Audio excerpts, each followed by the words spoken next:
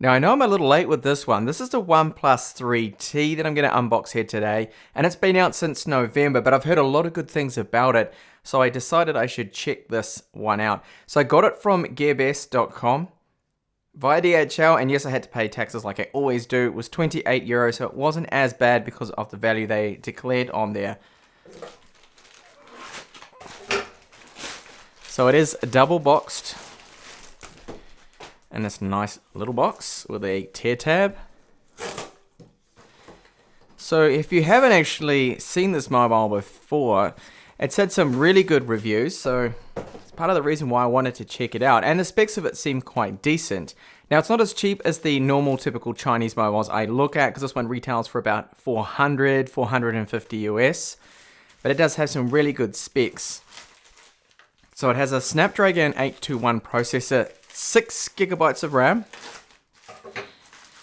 16 megapixel ISO rear camera, 3400 milliamp hour battery, and 1080p screen, Gorilla Glass. Okay, so let's get this out of the box. Now, I did have these little seals. I just cut them off camera either side. So this actually looks a lot like the Yumi mobile phones I have been reviewing and the other Chinese ones. I guess they all kind of copy each other, don't they? So that is the phone there. Just put that aside for a second. Have a look and see what else we get in the box. So this contains... What does it contain? Okay, so the SimTool Quick Start Guide. Whoop. And there is the charger, which is rather big. Well, it's not the small. It's not too bad on the size there. And that is rated to 5 volts, 4 amps. And a red Type-C cable there for charging. Neatly done, and you can see it's got the Dash logo on there. That's that quick charging technology they use on there. So just get all that aside and focus on the mobile. Okay, so it's got a pre-applied screen protector. Wait, it actually feels really quite nice and light. So along the bottom, we have the 3.5mm headphone jack, microphone, Type-C port, and the loudspeaker. There are 2 Torx screws either side. Build quality seems good, although the little lip around here, that is made out of plastic, the outer bezel with the glass. So we've got the glass there, which is in fact Gorilla Glass 4. So not bad there. At the top, earpiece, of course, ambient light sensor, front-facing 16 megapixel camera, which is, I think it's f2.0, the aperture on that one. So nothing along the top. You see the rear camera does protrude a little bit there. Actually, a bit more than a little bit. Protrudes about 1.5 millimeters, but I'll check that out. And antenna lines there. A little small hole there for the secondary microphone and LED flash, of course. And then the OnePlus logo down the bottom. Another antenna strip. So on the right-hand side, SIM tray, power on button, and we had volume up and down. So just check the weight of it. It actually feels really quite light, and I do like the build of it. Good build quality, very decent. So it's 161 grams, and the thickness is 7.6 millimeters. With the camera bump, that comes up to 9 millimeters there. So when I first powered it on, it was running Android 6, connected up to the internet, and it advised me that there was an over-the-air update, which was just over 1 gigabyte, and that then updated it to Android 7. It's running the Oxygen OS version 4.0.1, and you can see my version is the 64 gigabyte one, which gave me approximately 53 gigabytes of free space there. Now, performance of it so far that I have seen seems quite good, and a very Pixel-like or Nexus-like appearance, the ROM. Quite a stock Android ROM, really. And there's no bloatware on it, apart from, you could say, some of the Google apps have gone a little bit overboard and just installing, giving you everything Google related there. So the menu keys at the bottom, we can actually have software on-screen keys if you prefer to have them and you don't like the hardware ones. You can change the arrangement of it. First this was the back, then the recent, but I've swapped that around to something I'm a little bit more familiar with.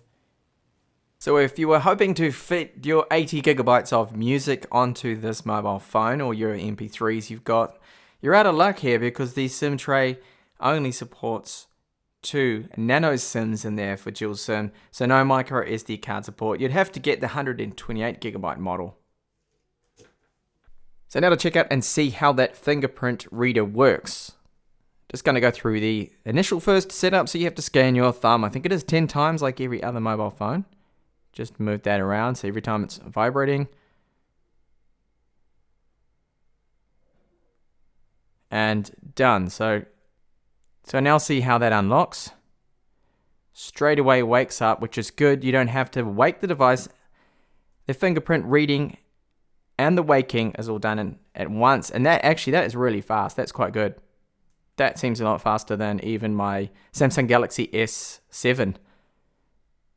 Very quick. So here's the stock camera application. Just have a look at the shutter rate. Now this is indoors, very quick. I'm not going to judge the quality or anything like that just from a quick snap like this. So here we have settings to control, timer and then aspect ratio. Down here we have more options, so into video mode. Let's have a look and see. This goes right up to, where do you set the resolution? That will be here, of course.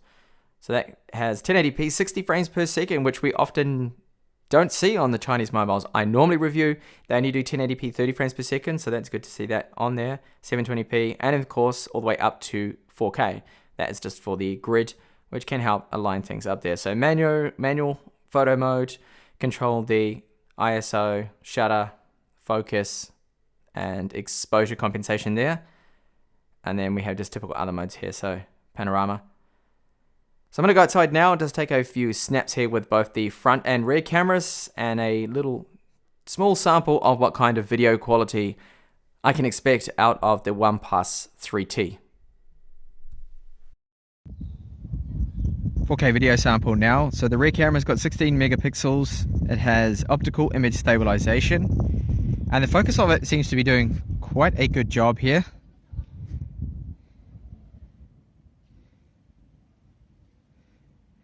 Have a look and see if there's going to be any artifacts with a clear blue sky.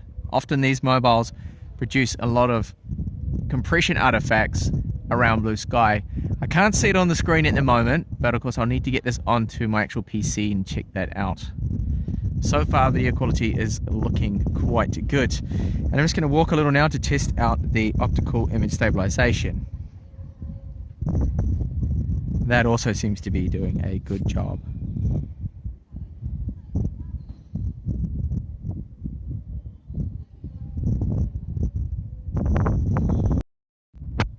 So now the rear facing.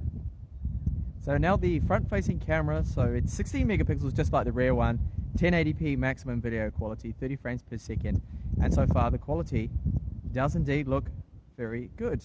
Of course it's good lighting conditions at the moment. We'll see what happens later on in my full review when I test this out in low light, so nighttime recording.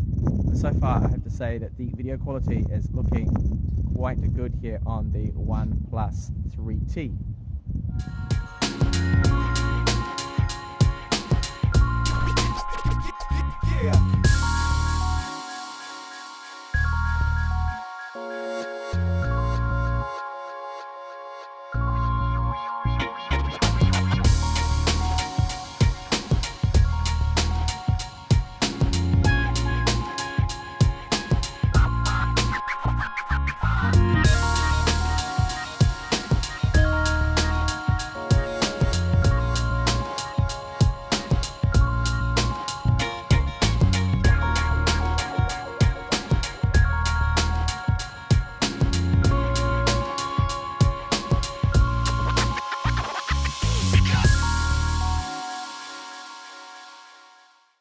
Okay, so that was just my unboxing and my first look and first impressions here of the OnePlus 3T. Is the build quality, I do really like it. It's quite nice. I'd say it's premium really. Nice and thin, good weight to it. And the screen looks really good, 5.5 inches, 1080p. Camera performance and everything like that, I'll have to use this more. I've only really used this mobile now for an hour or so I need to take more photos with it, more video, just see how well that performs and how that stacks up to other phones in this kind of price range.